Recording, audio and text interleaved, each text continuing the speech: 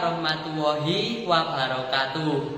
Kenalke nami kula Muhammad Indra Aditya Utama, nomor absen 4 saking kelas 10 PPLG loro. Assalamualaikum warahmatullahi wabarakatuh.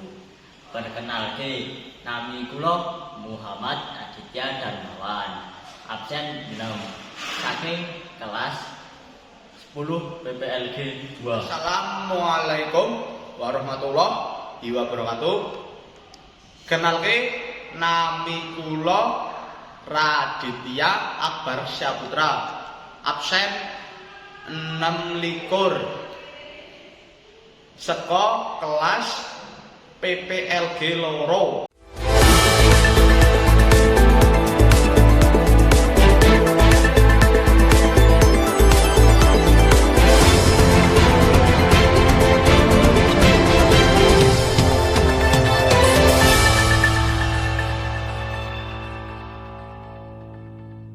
Aku lan kanca-kancaku bakal ngenehi pawarta kangge pemirsa tentang Java Balon Attraction 2022 kang diadakake nang Taman Rekreasi Kalianget Wonosobo. Disimak nggih.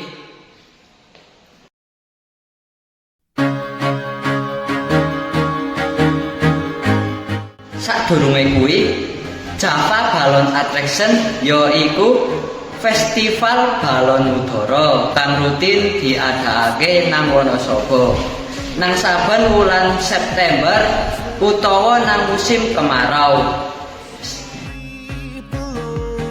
Sweep the streets I used to own.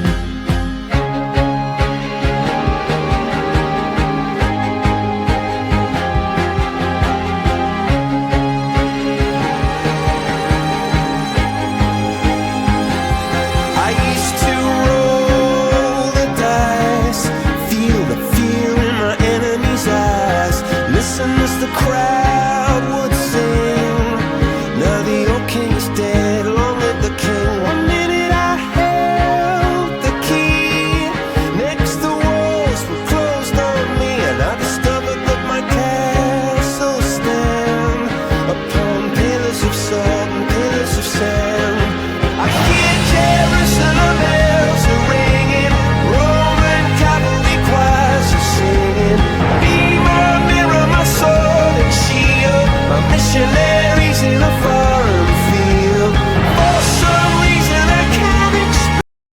Ewonan wong Wonosobo madeti Taman Rekreasi Kalianget kanggo ndelok Java Balon Attraction 2022. Ana 28 balon udara sik bentuk aneka formasi daya tarik wisata Wonosobo. Gawe siji balon udara perlu kekompakan tim sing solid. Saka isuk layangan Taman Rekreasi Kalianget wis dipadeti ewonan wong. Mula keramian wong sempat nimbulake macet nganti atusan meter. Nanging hal iki ora nyurutake semangat wong-wong kanggo nonton Java Balon Attraction 2022 sing dilabuhi saka jam 6 isuk.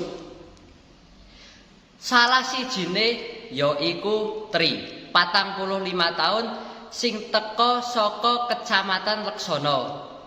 Tri ngaku seneng karo atraksi balon udara sing bentuk aneka formasi. Event iki apik kanggo rekreasi keluarga. Uga acarane gratis, mung bayar 2.000 wae kanggo mlebu Taman Rekreasi Kalianget. Murah banget. Muga wae tok Wonosobo tambah gayeng.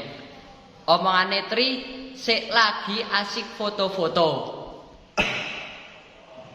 Nang wektu sing padha, Kepala Desa Disparbud Agus Wibowo ngomong, Java Balon Attraction dina iki séjé karo festival balon udara sadurunge. Ana sik bentuk formasi Gunung Sindoro iku dhuwure balon ana sing 15 meter, 30 meter, karo sing tengah 45 meter. Formasi Telaga Menjer paling pinggir 45 meter. Terus 30 meter lan 15 meter sanggo katon kaya cekungan. Sakliyane iku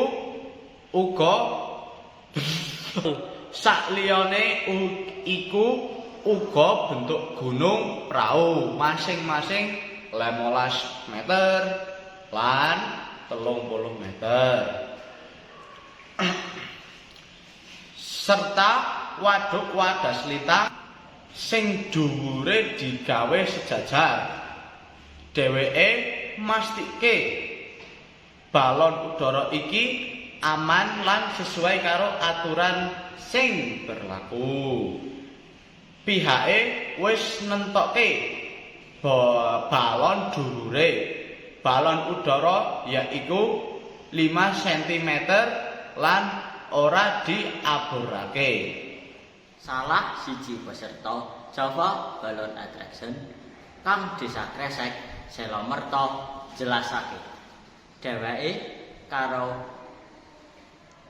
rekane wis pirang-pirang milu acara sing serupa. Dina iki dheweke rancang balon udara nganggo tema wisata Wonosobo. Diomongke Irul